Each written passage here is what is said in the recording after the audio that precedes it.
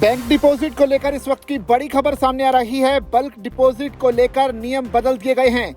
RBI ने इन नियमों में बदलाव किया है, जिसके मुताबिक आरबीआई चाहता है कि ब्याज दरों में फ्लेक्सिबिलिटी होनी चाहिए और इसीलिए बल्क डिपॉजिट करने वालों पर आरबीआई ने अब नियमों में बदलाव किया है। इस नियम के मुताबिक हर रोज सुबह 10 बजे तमाम बैंक अपने अपने बैंकों में जो ब्याज की दरें हैं वो तय करेंगे और इसी ब्याज दरों से बहुत कुछ तय होगा कि इनके जो बल्क डिपॉजिट उनके बैंक में हो रहा है उस पर कितना ब्याज बैंक देना चाहते हैं। यानी अगर आप बैंक में बड़ा अमाउंट जमा करते हैं तो ये खबर आपके लिए अहम है। रिजर्व बैंक ऑफ इंडिया यानी कि आरबीआई ने बैंकों को बल्क डिपॉजिट पर ब्याज दरें तय करने में ज्यादा फ्लेक्सिबिलिटी दे दी है। अब बैंक लिक्विडिटी कवरेज रेशियो यानी कि LCR फ्रेमवर्क के तहत अपनी रन ऑफ रेट के आधार पर अलग अलग ब्याज दरें तय कर सकेंगे। ये नया नियम डोमेस्टिक रुपए की बल्क डिपॉजिट के साथ साथ NRI के डिपॉजिट अमाउंट पर भी लागू होगा।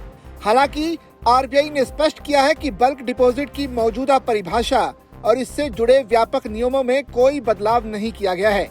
इसके साथ ही बैंकों को ये भी सुनिश्चित करना होगा कि किसी भी ग्राहक या ब्रांच के साथ भेदभाव ना हो, यानी किसी स्पेशल कैटेगरी के बल्क डिपॉजिट के लिए तय की गई ब्याज दर सभी ब्रांच और सभी एलिजिबल कस्टमर्स पर समान रूप से लागू होनी चाहिए।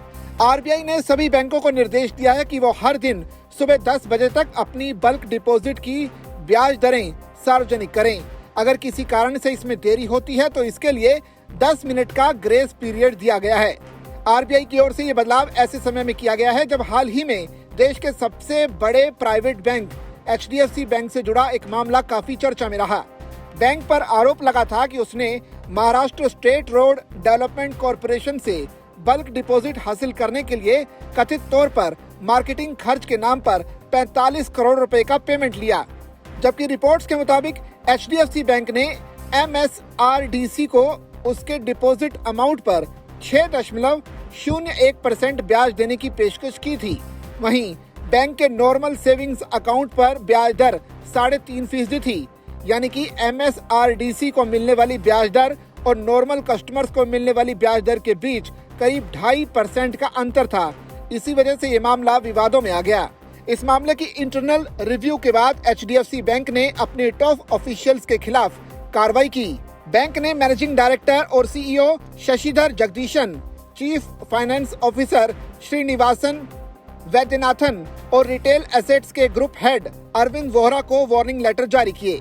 सिर्फ वार्निंग ही नहीं बल्कि बैंकों ने इन तीनों सीनियर अधिकारियों पर 1-1 लाख रुपए का जुर्माना भी लगाया। ये जो पूरी कार्रवाई थी आंतरिक समीक्षा के निष्कर्षों के आधार पर की गई और अब आरबीआई ने इसी वजह से तमाम बैंकों को लेकर जो बल्क डिपॉजिट हो रहा है उस पर अब नियमों में बदलाव कर दिया है। तो आरबीआई के इस नए फैसले पर आप क्या कुछ सोचते हैं? अपनी राय कमेंट के जरिए हम तक साझा कीजिए। बाकी इसी तरह की खबरों के लिए बने रहिए जागरण बिजनेस के साथ।